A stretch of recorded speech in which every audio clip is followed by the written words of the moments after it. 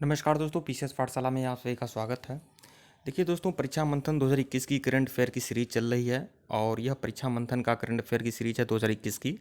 तो देखिए दोस्तों, इसके पहले का वीडियो नहीं देखे हैं तो प्लेलिस्ट में जाइएगा। प्लेलिस्ट बनकर तैयार है, परीक्षा मंथन 2021 के नाम से प्लेलिस्ट बनी हुई है। 2021 के जितने भी करंट अफेयर हैं परीक्षा मंथन के, सब एक प्लेलिस्ट में डाल दिए गए हैं। तो प्लेलिस्ट बन के तैयार है, आप लोग प्लेलिस्ट में जाइएगा। परीक्षा मंथन करंट अफेयर के नाम से प्लेलिस्ट बन के तैयार है। यहाँ पर यह टॉपिक देखेंगे करंट अफेयर का, कुपोषण और एनएफएचएस सर्वे रिपोर्ट। कुपोषण और एनएफएचएस सर्वे रिपोर्ट है, इसे देखेंगे बढ़िया से। तो देखिए, दिसंबर 2020 में केंद्र सरकार की महत्वाकांक्षी एवं महत्वपूर्ण योजना पोषण अभियान ने अपनी स्थापना के 1000 दिन पूरे किए हैं। यह दिसंबर 2020 में यह पोषण अभियान शुरू हुआ था और यह 1000 दिन पूरे हुए हैं। दिसंबर 2020 में केंद्र सरकार की महत्वाकांक्षी एवं महत्वपूर्ण योजना पोषण अभियान ने अपनी स्थापना के 1000 दिन पूरे किए हैं। मतलब दिसंबर 2020 में 1000 दिन पूरा हुआ है। यह योजना आमतौर पर 2018 में शुरू की गई थी। गौरतलब है कि पोषण अभियान की शुरुआत प्रधानमंत्री द्वारा 8 मार्च 2018 को राजस्थान से किया गया था। देखिए, कहाँ से शुरू किया गया था? राजस्थान से शुरू किया गया था 8 मार्च 2018 को। गौरतलब है कि पोषण अभियान भारत में कुपोषण से निपटने के लिए एक समग्र दृष्टिकोण प्रस्तुत करता है। राष्ट्रीय पोषण मिशन को अच्छे से देखेंगे।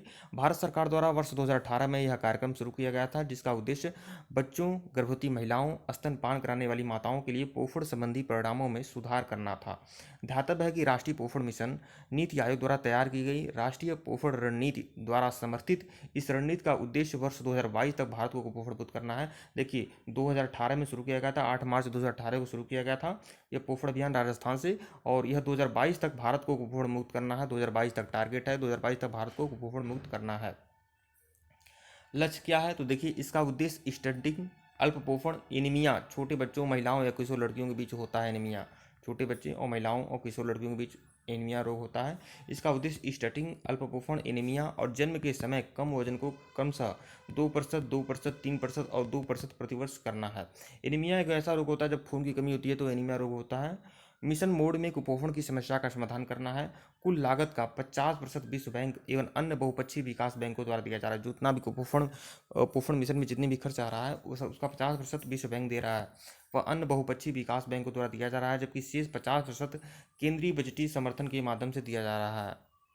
एनीमिया मुक्त भारत कार्यक्रम पोषण मिशन के ही एक भाग के रूप में भारत सरकार वर्ष 2018 से ही एनीमिया मुक्त भारत कार्यक्रम का संचालन कर रही है। 2018 से ही एनीमिया मुक्त भारत कार्यक्रम का संचालन कर रही है, जिसका उद्देश्य वर्ष 2018 से 2022 तक हर साल बच्चों, वयस्कों और प्रजनन आयु की महिलाओं में एनीमिया के मामलों में 3% की कमी करना है। 3% तक की कमी करना है।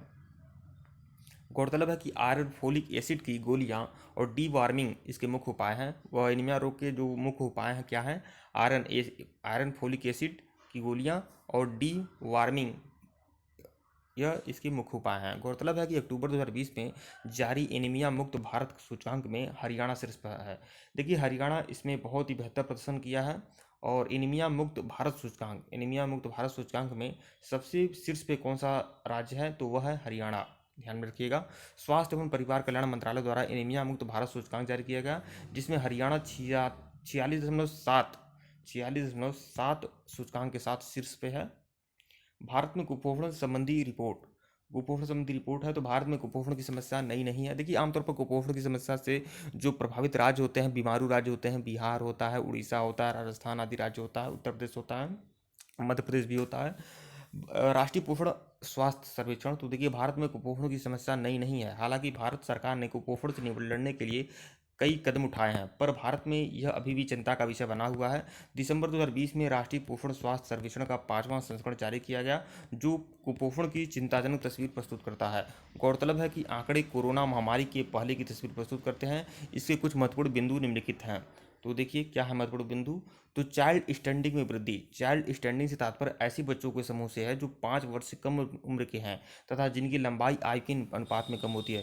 देखिए, चाइल्ड स्टैंडिंग समस्या ऐसी है जिसमें जो 5 वर्ष से कम उम्र के बच्चों में शोध किया जाता है चाइल्ड स्टैंडिंग का, जिसमें जो आयु 5 वर्ष की आयु में उनकी जो लंबाई होती है वह कम होती है।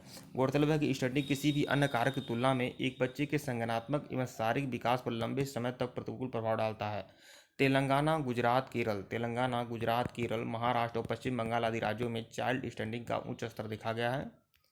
चाइल्ड वेस्टिंग में वृद्धि। तो देखिए चाइल्ड वेस्टिंग से अभिप्राय ऐसी श्रेणी से है जिसकी अंतर्गत 5 वर्ष से कम उम्र के वे बच्चे आते हैं जिनका वजन उनकी लंबाई के अनुपात में ज़्यादा कम होता है।